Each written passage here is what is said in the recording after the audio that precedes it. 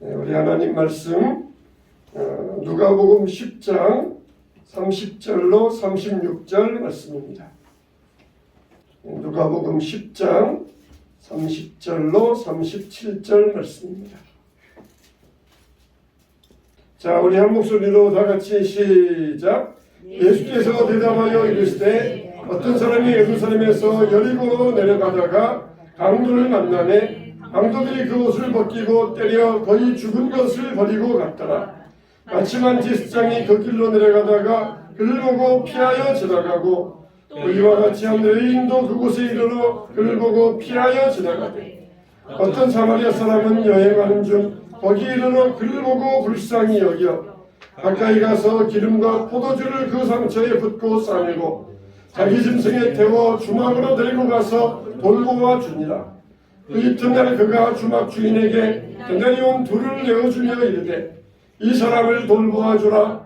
비용이 더 들면 내가 돌아올 때에 갚으리라 하였으니 내 생각에는 이 세 사람 중에 누가 강도받는 자의 이웃이 되겠느냐. 이르되 자비를 베푼 자니이다. 예수께서 이르시되 가서 너도 이와 같이 하라 하시니라. 아멘. 할렐루야. 아멘. 이와 같이 행하라. 이와 같이 행하는 교회, 우리 교회가 되시기를 축원합니다. 사람들은 철학이라 하면은 철학 그러면은 학문, 그래서 어렵다고 생각을 합니다. 그러나 사람들 중에는 철학이 없는 사람이 없어요. 자기 인생의 소신대로 자기가 인생의 뜻하는 대로 살아가는 것, 그게 다 인생의 철학이라고 할 수 있어요. 가령 나는 정직하게 살겠다. 나는 정말 올바르게 살겠다. 그런 생각으로 산다 그러면 그게 바로 자기 인생의 철학이 되는 것입니다. 오늘 우리가 이 사마리아인의 말씀, 선한 사마리아인의 비유라고도 말씀하는데, 여기 나오는 사마리아인은 예수님을 상징하고 있어요. 우리가 이 선한 사마리아인의 말씀을 통하여 예수님은 우리에게 무엇을 바꾸라고 하시는가, 우리가 이 말씀을 통하여 우리도 이와 같이 행하라 하신 말씀처럼 이와 같이 행하는 교회가 되었으면 좋겠습니다. 첫째로 우리 하나님은, 예수님은 우리에게 인생 철학을 바꾸라고 하셨어요. 오늘 말씀에 보면은 세 부류의 사람이 나와요. 강도와 제사장 레위인과 그리고 사마리아인입니다. 물론 이 강도받는 사람 나오는데, 이 대표적으로 세 부류의 사람 보면은 세 가지 철학을 가지고 있어요. 첫째로 이 강도에게는 강도의 철학이 있어요. 내 것은 내 것이고 네 것도 내 것이다. 이게 강도의 철학이에요. 그래서 뺏으면 내 것이다. 모든 게 다 내 것이다. 내 것은 당연히 내 것이고 네 것도 내 것이다. 이게 강도의 철학이에요. 그래서 무조건 죽이고 때리고 강제로 빼앗고 그래서 내 것 삼자. 이게 강도의 철학입니다. 이런 인생들은 존재해서는 안 되는 인생들이에요. 두 번째로 제사장과 레위인의 철학입니다. 이런 사람들은 내 것은 내 것이고 네 것은 네 것이다. 그러니까 주지도 말고 받지도 말자. 너는 너, 나는 나. 이게 제사장과 레위인의 철학이에요. 이거는 있으나 마나한 사람들입니다. 너는 너대로 살고 나는 나대로 살겠다. 그러니까 내 것은 내 것이고 네가 내 것 넘보지 말고 나도 네 것 넘보지 않겠다. 그러면서 이게 살아가는 제사장과 레위인의 철학이에요. 세 번째로는 선한 사마리아인의 철학입니다. 모든 것은 다 하나님의 것이다. 내 것도 하나님의 것이다. 그러므로 나누자, 베풀자. 내가 어려울 때는 당연히 당신이 나에게 도와줄 수 있고 당신이 어려우면 나도 당신을 도와줄 수 있다. 서로 상생하고 돕고 살자. 이게 선한 사마리아인의 철학입니다. 이런 사람은 우리 인생에서 꼭 필요한 사람이라고 말할 수가 있어요. 하나님이 우리에게 축복과 은혜를 주신 이유가 바로 이것입니다. 선한 사마리아인의 철학을 실행하며 살아라. 그러기 위해서 우리에게 축복과 은혜를 베풀어 주셨어요. 여러분, 우리가 은혜 받습니다. 은혜 받았으면은 어떻게 됩니까? 내가 내 은혜 받았다. 그게 아니라 내가 받은 은혜 베풀겠습니다. 나누겠습니다. 이런 마음을 가져야 돼요. 우리는 부유자들이에요. 영적인 부유한 백성들입니다.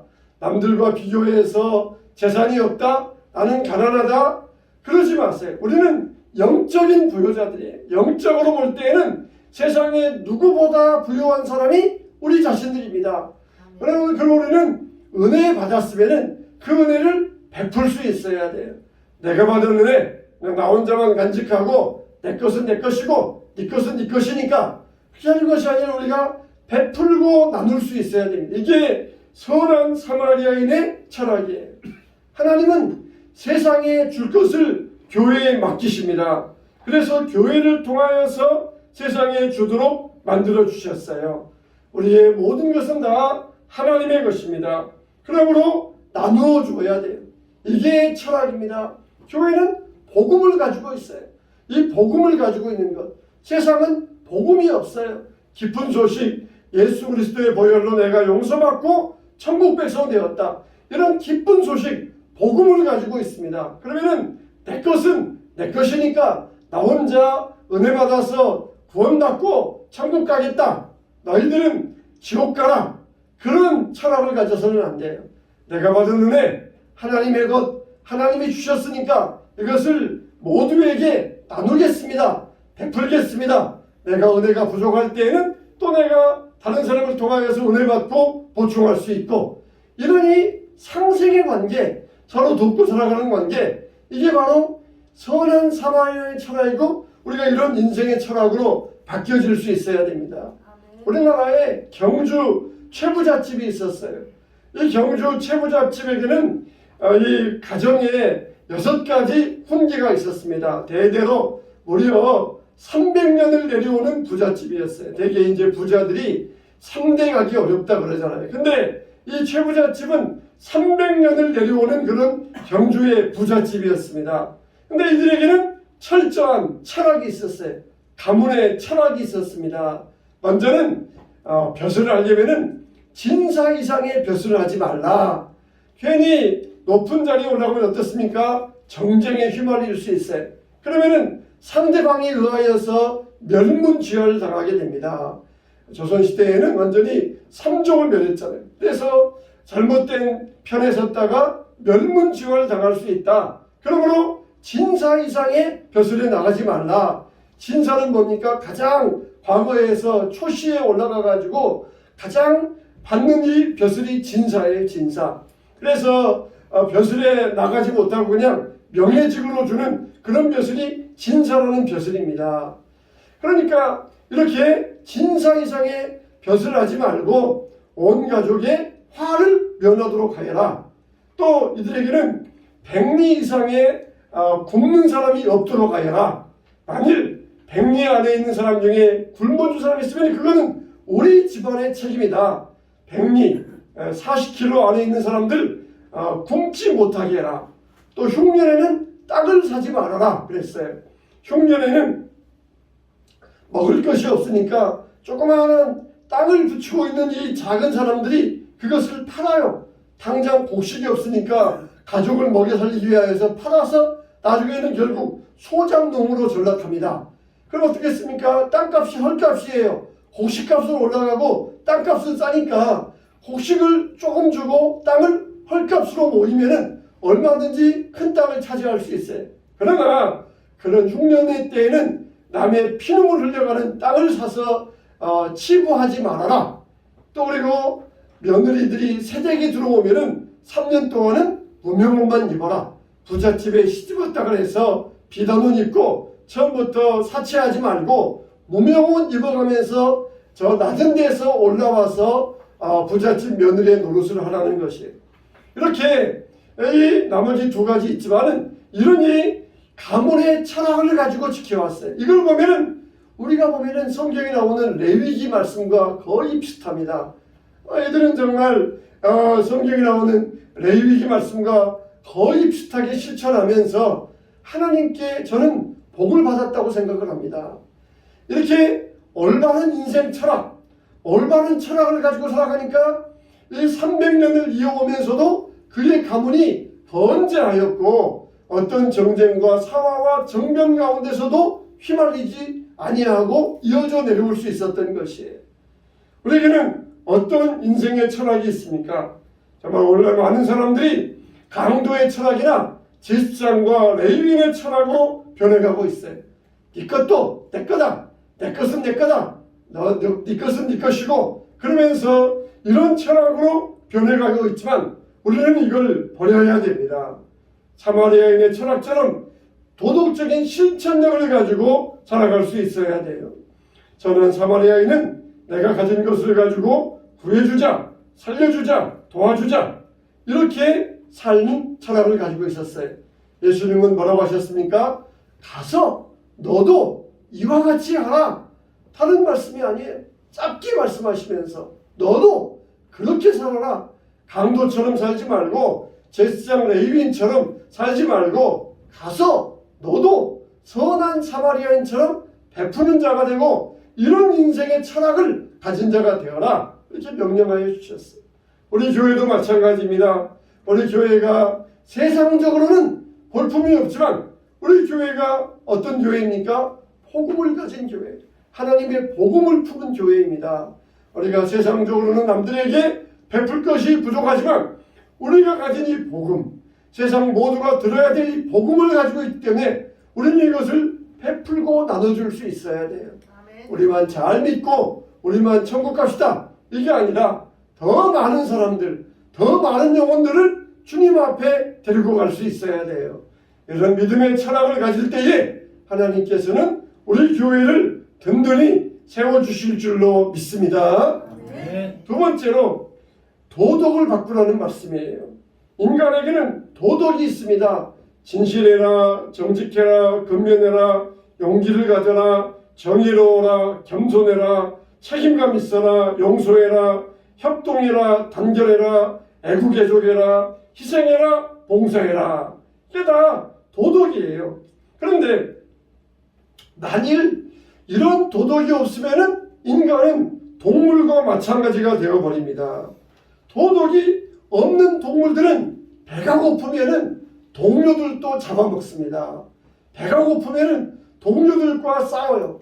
악어 무리들을 보니까 악어들 늪에서 막 모여 있잖아요. 근데 배가 고프니까 바로 자기 옆에 있는 악어의 팔을 물어뜯어서 이렇게 몸을 비틀어가지고 몸을 돌려가지고 그 악어의 옆에 있는 친구의 팔을 뜯어가지고 아주 맛있게 먹는 그런 이 모습을 보았습니다. 동물들은 도덕이 없어요. 자기 배고프면은 무조건 어떻게든지 남의 것을 빼앗아서 남을 해쳐서라도 채우는 게 이게 동물의 모습이에요.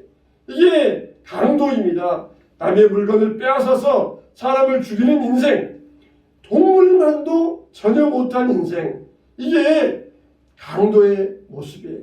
제사장과 레위인도 이들은 도덕을 알고 그리고 도덕을 가르치고 도덕을 강조했지만 이들에게는 도덕적인 실천력이 없었어요. 도덕적인 실천력이 없었어요. 여러분, 우리가 정말 도덕심이 없으면 짐승과 마찬가지입니다. 일제강점기에 애국자들이 말하기를 언제 이 나라에 독립이 올 것이냐, 그랬을 때에 길거리에 금덩이가 떨어져 있어도 아무도 주워가지 아니할 때 그때 이 나라에 독립이 올 것이다, 그런 말을 했어요. 이건 무엇을 의미하고 있습니까? 자유를 주어도 방종하고 부패하고 타락하면 그 자유는 아무런 가치가 없다는 것이. 오늘날 우리는 도덕을 잃어가고 있어요. 그러다가 정말 생명을 잃어가고 있습니다. 우리나라는 동방예의지국이었어요. 가난하지만 겸손하고 근면하고 동정심이 있었고 인간미가 있었어요. 그런데 잘 살게 되면서 도덕이 사라져버리고 있습니다. 여기 사마리아인은 예수님을 상징합니다. 예수님께서 강도만한 인생들을 위하여 이 땅에 오셔서 자신의 몸을 버리시고 우리를 위하여 희생하신 예수님의 모습이 바로 사마리아인의 상징적인 모습이에요. 너도 이와 같이 하라. 제사장과 레위인처럼 도덕에 대해서 알긴 알지만, 도덕을 가르치기는 가르치지만, 그러나 도덕에 대해서는 아무런 실천력도 없는 자가 되지 말고 그와 같이 행하는 자가 되라는 것이, 행하는 자가 되라는 것이. 중세 유럽이 로마 시대 때 로마가 썩어갈 때에 로마를 세웠던 사람이 누구입니까? 기독교인들이에요. 로마는 타락의 극치에 있었어요. 그때 기독교인들이 일어나서 로마를 새롭게 만들었습니다. 중세시대 때에도 경건한 기독교인들이 일어나서 나라를 만들었고, 영국이 부패했을 때에도 찰스 웨슬리와 같은 이런 신앙인들이 일어나가지고 영국을 위기에서 건져낼 수 있었어요. 우리나라도 일제강점기에 교회마다 부흥사경회를 했습니다. 부흥사경회를 하면서 하나님 말씀을 가르치고, 그리고 구원을 가르치고 성경을 가르쳤지만, 그때 또 강조했던 게 도덕이었어요. 도덕. 술 취하지 말라, 술 먹고 길거리에서 싸우지 말라, 쓰레기 함부로 버리지 말고, 그리고 침 뱉지 말아라, 그리고 집에 가서 부인 때리지 말아라, 남의 것 도둑질하지 말아라. 이걸 부흥사경회에서 열심히 가르쳤어요. 술 마시고 싸우고 집안에 가산 탕진하지 말고, 그리고 아이들 때리지 말고 부인 때리지 말고, 그러면서 이 도덕을 열심히 가르쳤어요. 그게 우리 한국 기독교 초대 역사에 나옵니다. 기독교인과 불신자가 어떤 면에서 차이가 납니까? 우리가 믿고 안 믿고는 별로 세상에서는 차이가 없어요. 무엇이 차이? 바로 이 도덕성이에요. 도덕성. 기독교인들이 도덕성에 있어서 불신자와 어떻게 다른가? 거기에 있어서 우리가 기독교인과 불신자의 차이를 알게 되는 것입니다. 기독교인들이 칭찬받는 이유가 뭡니까? 기독교인들이 전도 열심히 해서, 기도 열심히 해서, 예배 열심히 드려서 칭찬받는 것이 아니라 도덕적으로 올바르게 실천하기 때문에 기독교인들이 칭찬받는 것이에요. 여러분, 중국에는 많은 도덕사상이 있어요. 육아사상, 도가사상, 불가사상, 이런 여러 가지 도덕적인 사상이 있어요. 정말 세계적으로 중국의 도덕 철학은 굉장히 높은 수준의 철학입니다. 그러나 이들에게는 별로 실천력이 없었어요. 삼국지와 같이, 춘추 전국시대와 같이 그렇게 살아가면서 서로 싸우고 땅 뺏고 그런 시대를 지나왔었어요. 실천력이 없는 그런 시대. 이게 유가사상, 도가사상, 불가사상, 아무리 그런 사상이 발전되었어도 실천력이 없었어요. 우리가 아무리 높은 도덕적인 이론을 가지고 있다 할지라도 실천하지 않으면 소용이 없어요. 예수님은 이 도덕을 권면하신 것이 아니에요. 그냥 교육하신 것이 아니에요. 명령하셨습니다. 명령하셨어요. 너도 가서 이와 같이 하라. 이거는 예수님의 명령입니다. 명령의 말씀으로 주셨어요. 도덕적으로 올바르게 살면은 좋아질 것이다. 그렇게 장밋빛 미래를 실천하신 것이 아니라, 비록 너에게 손해되는 일이 있다 할지라도 너는 가서 이것을 행해야 된다는 것이에요. 레위인과 제사장은 왜 지나갔어요? 이 사람을 도와주다가 지금 빨리 가서 제사 드려야 되는데 제사 드릴 시간이 늦는 거예요. 만약에 도와주다가 피가 묻으면은 부정하게 됩니다. 그러면은 제사 자리에 들어갈 수 없어요. 이렇게 피해 보니까, 내가 손해 보니까 다른 사람에게 맡기겠다, 다른 사람이 와서 도와주겠지 하면서 피해 지나갔던 것이에요. 자기에게 손해가 돌아오니까. 그러나 사마리아 사람은 그런 거 따지지 아니하고 이 사람에게 약을 발라주고, 그리고 포도주를 발라주고, 자기 짐승에 태우고 주막에 맡기고, 그리고 자기의 돈 데나리온 2를 맡겨주면서 내가 돌아올 때까지 이 사람을 돌보아주라. 만일 부족하면은 내가 다시 올 때에 갚으리라. 그러면서 자기의 손해를 감수하면서 강도 만난 자를 주막 주인에게 맡겼던 것이, 이게 바로 도덕의 모습입니다. 도덕의 실천적인 모습이에요. 가서 너도 이와 같이 하라는 것이. 우리 교회도 이와 같이 행할 수 있어야 됩니다. 우리 모두도 이와 같이 도덕적인 면에서 행하는 자가 되어야 됩니다. 세 번째로 인생의 목적을 바꾸어야 된다는 것이에요. 오늘날은 경제시대입니다. 경제는 무엇입니까? 돈의 모든 것의 중심이라는 거예요. 경제 앞에서는 이념도 없고 정치도 없고 인격도 없어요. 물론 사람이 살아가면서 경제 자립이 없으면 정신 자립도 없고 양심도 없고 정치적인 자립도 없어요. 두 나라가 만일 전쟁한다 그러면 어떤 나라가 이깁니까? 돈 많은 나라가 이겨요. 돈 많은 나라가. 돈 많은 나라가 무기 사서 돈 많은 나라가 전쟁에서 이길 수가 없어요. 돈이 없으면 독립도 할 수 없고 전쟁에서 지고, 그게 오늘날의 모습이에요. 그러나 돈의 목적은 무엇입니까? 돈은 쓰기 위함입니다. 무엇을 쓰기 위함이에요? 봉사하면서 쓰기 위함이에요. 돈은 수단이요 방법입니다. 돈은 목적이 아니에요. 이 선한 사마리아 사람은 돈을 봉사에 쓰기 위한 목적으로, 사랑을 위한 목적으로 이 돈을 사용했던 것이, 그래서 존경받게 되었고 모든 사람들에게 칭찬받을 수 있었던 것입니다. 미국의 이 자동차왕 헨리 포드는 원래 16살 때부터 에디슨 공장에서 직공으로 일했어요. 어느 날 이 포드가 에디슨에게 물었습니다. 가솔린으로 달릴 수 있는 엔진을 만들 수 있습니까? 물었더니 에디슨이 가능하다, 그렇게 대답을 해주었어요.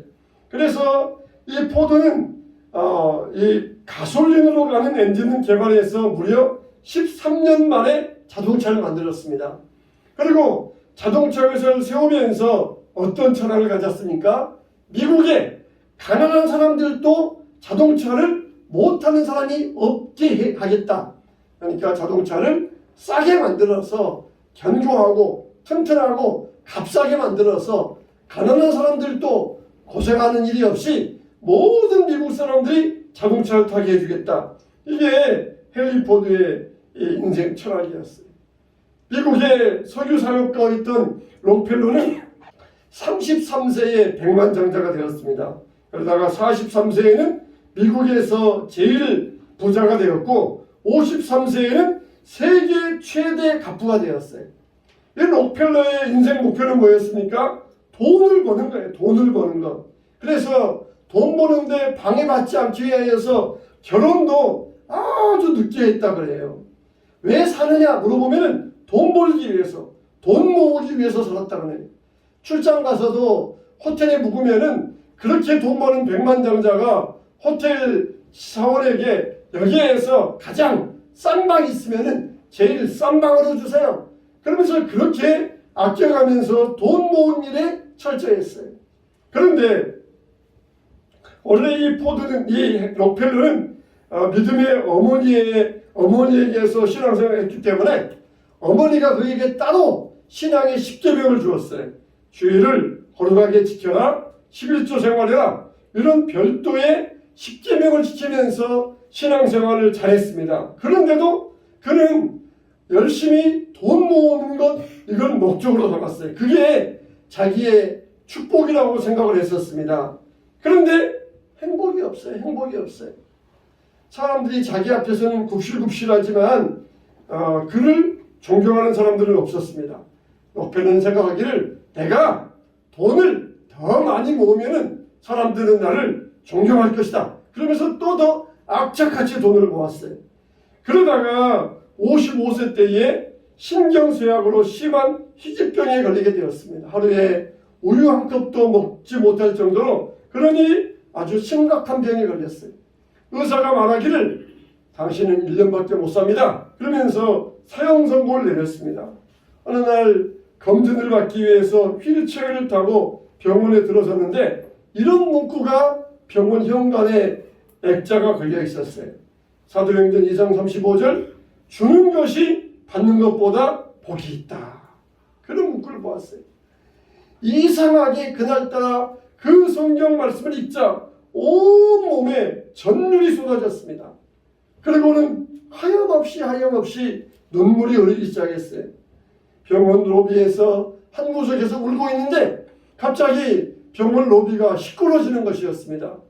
무슨 일인가 보았더니 한 젊은 어머니가 울면서 자기 위독한 어린 딸을 입원 치료해달라고 병원 직원에게 애원하는데 병원 직원은 입원비가 없으면 안 된다고 그러면서 다투고 있었어요. 이 광경을 보고 록펠러가 빚을 시켜서 아무도 모르게 그 소녀의 입원 치료비를 그렇게 지불해 주었습니다. 얼마 후에 그 소녀가 잘 치료가 되어서 정상적으로 건강하게 퇴원하였다. 그 말을 들었는데 정말 말하기를 지금까지 살아오면서 이번만큼 행복했던 적이 없었다. 내 인생에서 정말 지금 같은 행복과 기쁨이 없었다. 그렇게 고백을 했어요. 그대로 록펠러는 나누는 삶을 살게 되었습니다. 1년밖에 살지 못한다고 그랬는데 그의 병이 깨끗하게 낫게 되었어요. 그래서 그때부터는 인생 철학이 바뀌었어요. 이제는 벌어서 남 주자, 벌어서 남을 위해 쓰자. 그래가지고는 뉴욕의 리버사이드 교회, 또 그리고 많은 도서관들, 또 병원들, 또 뉴욕의 이 수도요금을 못 내는 사람에 의해서 수도요금을 내주고, 또 전기요금 40%를 감당해주고, 또 대학을 세우고 미술관을 세우고 학술연구소를 세우고 문화사업을 하고 평화운동을 하고 사회복지하는데 많은 재산을 바쳤어요. 55세 때에 1년밖에 살지 못했던 사람이 98세까지 건강하게 살다가 세상을 떠났습니다. 55세까지는 그의 인생 철학이 강도의 철학이었어요. 열심히 모으자. 제스장 레이빈처럼 내 것은 내 것이고 네 것은 네 것이다. 그러면서 열심히 모으기만 하는 그런 인생이었어요. 그러다가 후반 43년은 예수님의 말씀을 따라서 선한 사마리아인처럼 그런 철학을 가지고 나누어주며 살게 되었을 때에 즐겁고 보람있고 행복한 인생이 되었던 것입니다. 여러분, 우리는 이런 교회가 될 수 있어야 돼요. 예수님의 명령을 따라서 이와 같이 행하는 교회가 되어야 됩니다. 너도 가서 이와 같이 하라. 이 말은 정말 짧지만 아주 강력한 명령이에요. 권면도 아니고 교육도 아니고 명령의 말씀입니다. 명령에는 순종이 있을 뿐이에요. 우리는 한다 못한다 따져보고 순종하는 것이 아니라 하나님 말씀에 순종하는 것, 이게 명령인 것입니다. 우리는 세상을 변화시켜야 돼요. 우리가 하나님의 명령에 순종하면 세상이 변화될 것입니다. 벳세다 광야의 소년과 같이 작은 것이었지만 예수님께 바쳐드렸을 때에 남자만 5,000명이 먹는 큰 역사를 이룰 수 있었어요. 하나님은 우리에게 큰 것 내놓아라 하지 않으세요. 여기 선한 사마리아인도 데나리온 둘을 내어주었다는 것이에요. 데나리온 둘. 우리로 말한다면 이틀 정도의 품삯, 한 20만 원 정도, 이런 정도의 이 물질을 내어놓았다는 것입니다. 항상 보면은 하나님의 일에는 많은 것이 아니에요. 오병이어와 같이 작은 것들, 또 데나리온 둘을 같이 작은 것들, 또 그리고 과부의 두 랩돈 같은 작은 물질들, 이걸 하나님께서는 우리에게 원하고 계시는 것입니다. 걱정하지 말고 이것이 무엇이 되겠사옵나이까 그랬지만은 걱정하지 말고 소년처럼 예수님께 내어드릴 때에 예수님께서 차고 넘치는 축복으로 우리에게 허락하여 주실 것입니다. 이와 같이 행하는 교회 가서 너도 이와 같이 하라. 이와 같이 행하는 교회, 이런 교회가 될 수 있어야 돼요. 이런 교회가 되어서 인생의 철학이 바뀌고 도덕이 바뀌고 인생의 목적이 바뀔 수 있어야 돼요. 저와 여러분들이 선한 사마리아인이 데나리온 둘을 맡겼던 것처럼 우리에게 있는 것을 가지고 주님께 맡겨드리면서 생명을 구할 수 있어야 됩니다. 우리가 하는 일은 생명을 구하는 일이에요. 생명을 구하는 일입니다. 생명을 구하기 위해서는 어느 물질이 아깝겠습니까? 그러나 적은 물질, 우리의 수고를 통하여서 생명을 구원할 수 있다면 우리는 얼마든지 이런 사명을 감당할 수 있는 것입니다. 저와 여러분들이 선한 사마리아인의 인생 철학과 도덕과 인생의 목적을 가지고 이와 같이 행하는 교회가 되어서 세상을 변화시키고 예수님께로부터 큰 은혜와 축복을 누리게 되시기를 주님의 이름으로 축원합니다. 아멘.